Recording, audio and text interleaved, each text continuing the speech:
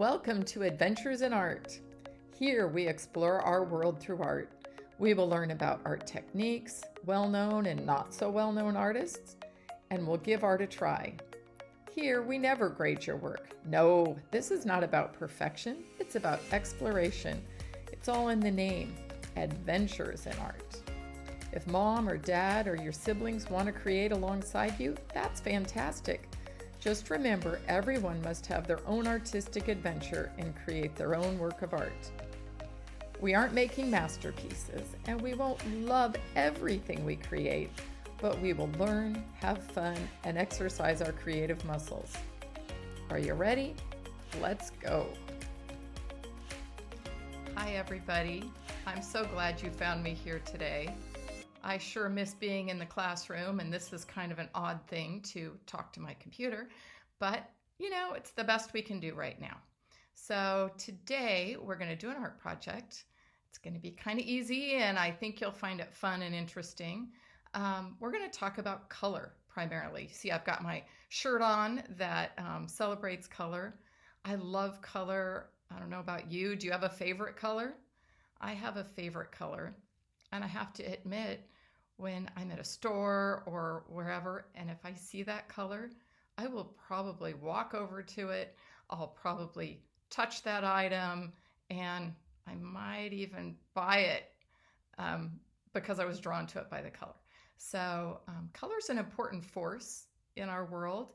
We talk about maybe feeling blue, which means you're kind of sad, or seeing red. If you're angry, you might say that somebody's seeing red. So color kind of reflects our moods. We might not think about it. If you're feeling super happy some morning, maybe you get up and you put on your brightest yellow shirt and you feel confident and bold. Or another day, maybe if you've had a fight with your good friend and you're just feeling a little, not so great, maybe you'll choose something that's more subdued. Maybe you'll pick a gray shirt or a brown shirt. And many artists, or I would say pretty much all visual artists, use color as a tool to express mood, to express what they're trying to show in the painting or the drawing or whatever they're producing. Color is a very powerful tool. Another way that we might notice color being in our world and as a tool, it's a symbol that shortcuts information. So when you come to a traffic light and it's red, yellow, and green, there's no words, but red is stop. What about the colors orange and black? I don't know about you, but I don't see those colors together very often unless I'm thinking of a particular holiday. Same thing with red and green. We don't normally put those colors together unless it's Christmas time, right? So what about sports teams? When we see somebody in a sports jersey or maybe our school color, we don't need to read. We quickly know that that color is a shortcut for information on what team that person is on or what school they go to. All right, are you ready to meet the artist that is the inspiration for our project? Let's meet a guy named Wassily Kandinsky. Here's a picture of Wassily Kandinsky. You notice that I say his name Wassily and not Wassily, and that's because he's a Russian artist, and that's how they pronounce their W's like we would pronounce our V's. He was born in 1866, and he is considered a pioneer in the abstract art movement. You notice the picture that we see there behind his head. It's one of his paintings. It's very abstract. We can't tell exactly what it is. But the reason we're focusing on him and not some other visual artist is because he had a special condition and a special relationship with color. He had a condition known as synesthesia. And for someone with synesthesia, they have two or more of their senses are combined, or when one is triggered, so is the other. So for Mr. Kandinsky, in his case, he could hear color. So let's say he goes to a concert and they're playing music. He can see the color that goes with the music he's listening to. He can see sound. those two things are connected. So he can hear color and he can see sound. Now, this is a very rare condition. Only about 4 out of every 100 people have it and have some form of it, not the specific one that he's talking about here. Some people, it might be a taste sensation or a touch sensation that is triggered. So that is called synesthesia. I'm going to show you a couple pieces of his art just so that you get a little more idea about how his art looks, and that he's probably trying to show some of what he sees when he hears music. So this one is called Balancement. Here's another piece called Happy Triangle. And this one's called Composition 8, which really even sounds like a piece of classical music, doesn't it? There's more. There's some famous synesthetes or people with synesthesia. I bet you've heard of Pharrell Williams and Duke Ellington and Billy Joel. They all are musicians with synesthesia. Same with Dev Hynes and Billie Eilish.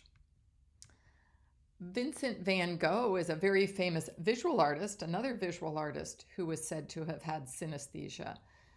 I bet you recognize his piece here called Starry Night.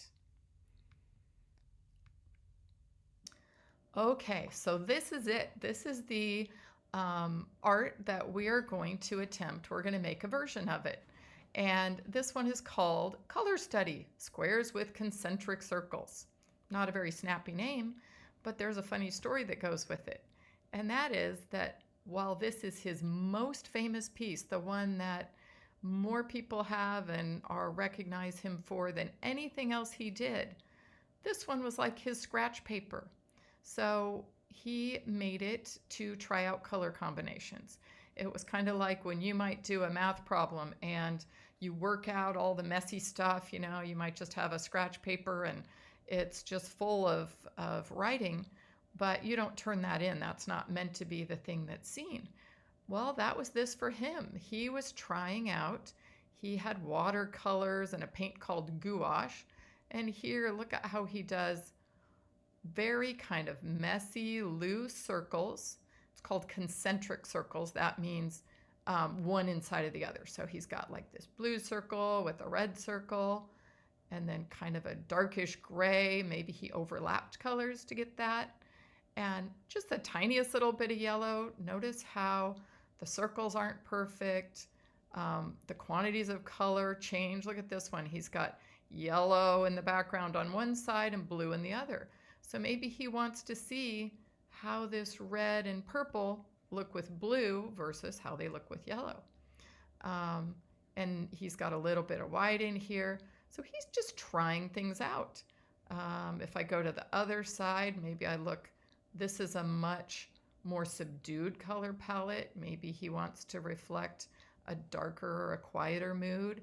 This one, maybe he wants to look at that for a painting where he's hearing or seeing or wanting to represent something much more intense or vivid or loud. So this was just a scratch sheet for him, and now it's his most famous work. And it is what we're going to launch off and try our own squares with concentric circles. Hi, I want to give you one little tip before we get started, and that is you can pause this video anytime.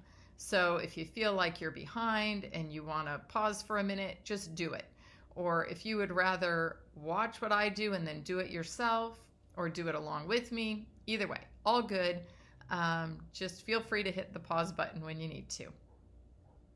First, let's gather up the things that we need to do our project. One is just a plain old piece of paper like this one.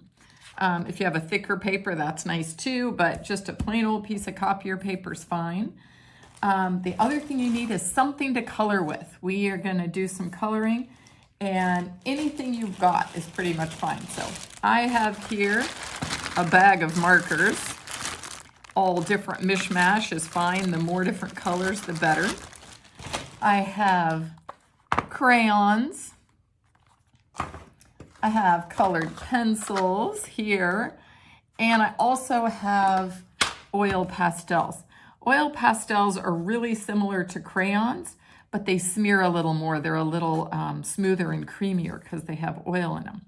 So I think you should pause your video at this point and go locate whatever you can to color with. If you only have crayons, then crayons it is. But if you have more than one thing, grab that too.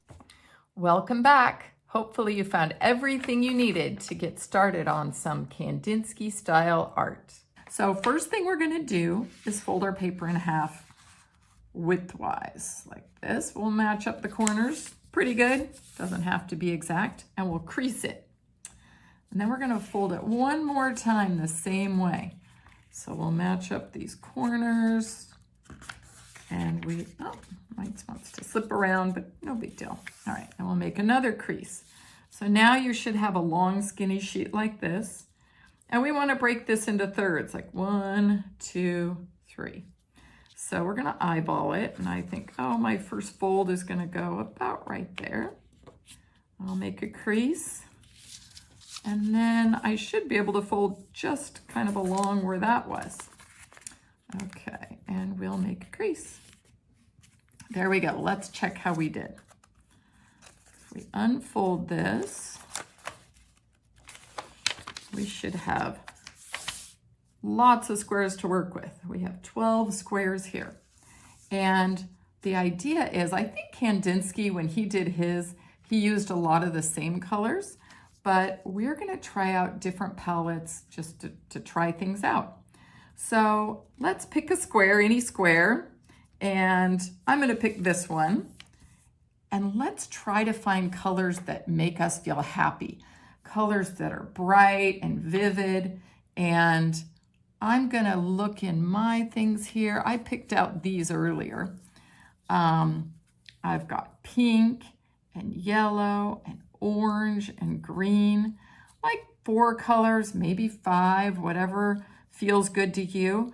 But find yourself some colors, and it doesn't matter what you pick for the middle. I'm gonna choose yellow because, I don't know, it just feels the happiest, the brightest. And there we go, and I just make myself a little circle. Now what am I gonna put next to it? I think I'm gonna choose orange because orange and yellow, they're called analogous colors. They're both warm colors, and they're next to each other on the color wheel. Let's look at my color wheel here. Look, here's my yellow, here's my orange. What's next? If I came around, how do you get orange? You mix yellow and red. So if I was gonna keep going, I'd pick red. Here, actually, I think I will. I have a red here.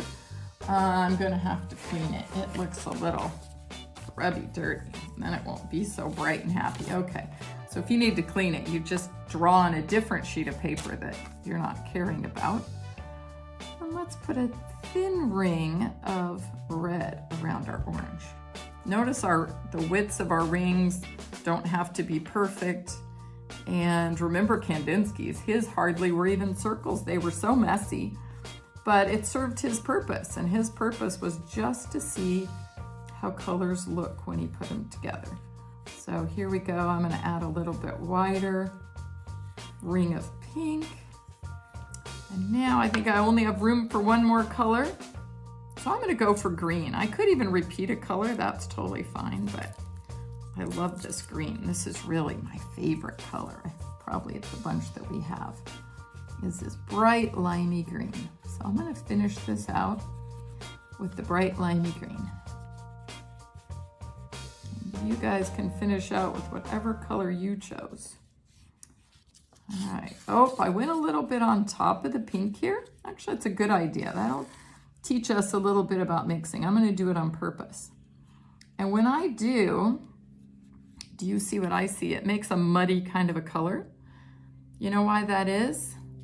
That's because green is already a mix of blue and yellow, so I kind of have 2 colors in my hand, and pink is just a light red. So if I'm thinking again about my color wheel, I have a light red, and my green is a mix of blue and yellow, so I just mixed all 3 of my primaries, and it gets a little muddy and brown. Not a dark brown, but It is a kind of a brown. Okay, so there's one square done. It seems if we've done happy that maybe we should do something that's a little sad or lonely, or think more about like a winter, cool winter day.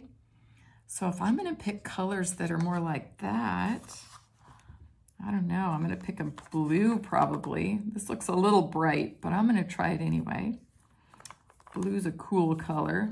Oh, I have this green. That's kind of a dirty green. Look at the difference. If I put these two greens together, I think we'd say they clash. Those aren't very pretty colors together, are they?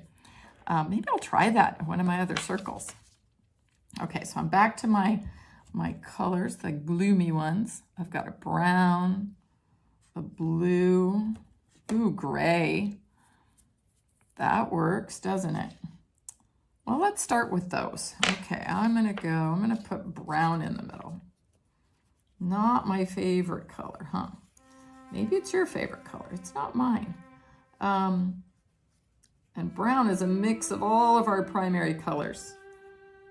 And so that one it looks like a pretty, standard brown, but sometimes you get browns that are a little more red or a little more yellow, depending how much you put at things.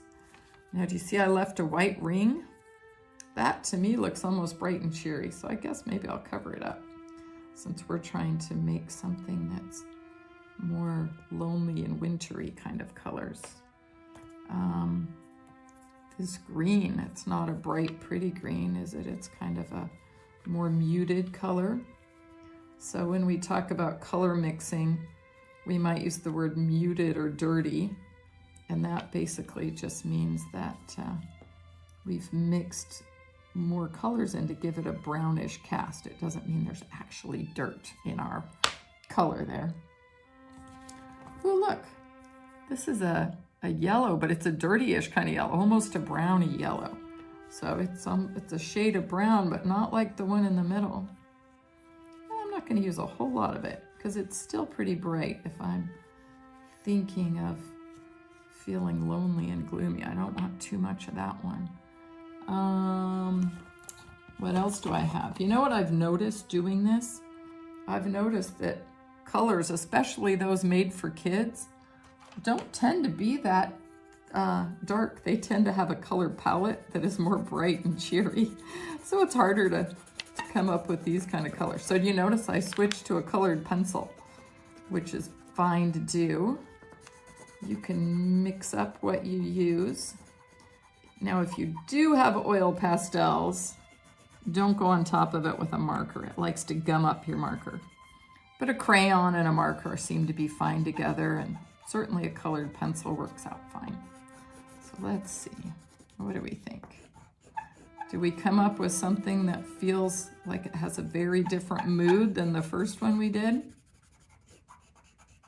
Oh yes, I think those two have a very different mood. Okay, let's do another one. You guys ready for another one? If we have happy and sad or lonely, I feel like angry is the next choice. So I'm going to pick some colors that look angry to me. How about we pause the video and you pick some out, and when you're done with your angry and I'm done with my angry, we'll come back. So pause your video. I'll see you in a few. Okay, how'd you do? So here's my angry circle. I don't know if you chose red, but I chose red. Talk about somebody having a fiery temper or seeing red because they're mad. So I used a lot of red, and I used other colors that we might see in fire, like yellow and orange. And then I put some black in there. I couldn't find a black oil pastel, so I just went ahead and used a black colored pencil, and that worked out fine. Okay, let's think. Let's use our color wheel for the next one. So if we wanted to pick two colors that really stand out against each other, we would pick complementary colors. So who knows? Do you remember what a complementary color is? It's any two colors that are directly across on the color wheel. So the blue and the orange, or yellow and purple, or green and red. Hey, look, we have our Christmas colors there. A lot of times sports teams will pick complementary colors for their logo because they stand out. So if we look at this, purple and yellow, that's Lakers, right? And blue and orange, well, I'm from Colorado, so I know that's Denver Broncos kind of colors. And they're directly across from each other on the color wheel. So maybe you want to choose complementary colors and make something that starts with that. So we're going to go, I'm going to do Bronco colors in honor of the Denver Broncos. I'm going to start with orange here. Here we go. And then we need a blue. And Denver Bronco blue, I'd say this is pretty close. This nice royal blue. At least that's their old logo. I think their new logo is a little, not quite as bright as their old one. But this will work. Okay, so the orange is a warm color. The blue is a cool color. And now what should we do? I think I'm going to do another warm color. I'm going to pick some yellow, and I got some red on my yellow, so I'm going to lean it off over here, right? I'll put yellow next to the blue. Now what's going to happen if I go on top of the blue? Oh, look what I got. I bet you knew that, huh? I got some green. So that's what our color wheel is for. It's for helping us know what happens when we mix colors. So I have blue and I have yellow, and right between them, I've got green because I went on top a little bit. I'm going to do it on purpose, a little bit more. Okay, that's a nice thing with oil pastels. They do mix pretty nicely. Okay, so yellow is a nice warm color. Maybe I'll pick another cool color. Now I already have a green from our mix, but I'm going to pick one that was pre-mixed for me. And I'll go cool. Maybe I'll just finish off with this green. All right. There we go. Fill in the edge. It's a little tricky around the corners, isn't it? Paper sometimes wants to come up, but all right, there we go. Okay, I've got one more. All right, let's think. What about your favorite color? Do you want to do one that starts with your favorite color? So I'm going to do my favorite color is kind of a limey green. So I'm going to go for this one right here. And I'm going to start with lime green in the middle. And then let's see, what sounds good with lime green? You know, I kind of love pink and lime green. Let's see how that looks. There we go. Boy, I think I've gone back and I'm doing more happy colors, huh? I'm going to leave a little white. I'm going to experiment around with some white. How about gray? Pink and gray make me think of a kitten. Or maybe Hello Kitty, huh? I don't know what pink and gray make you think of.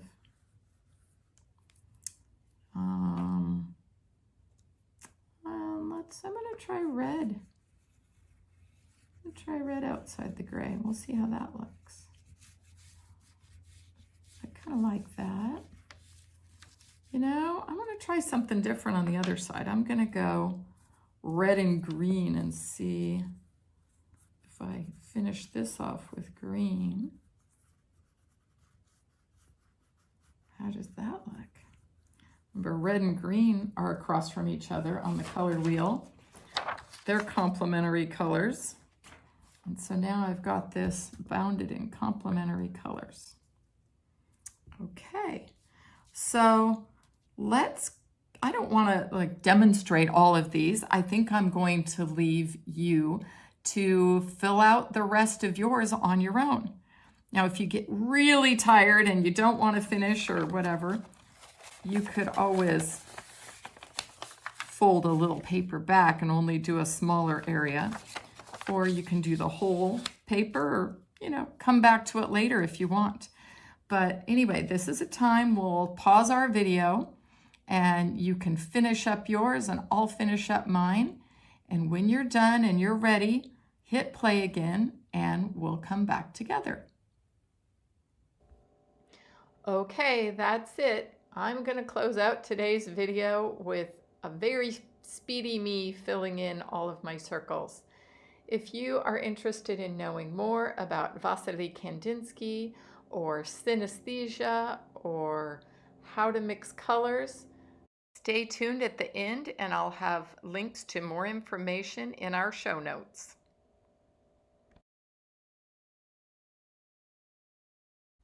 Thanks for joining me today. I sure had fun. I hope you did too.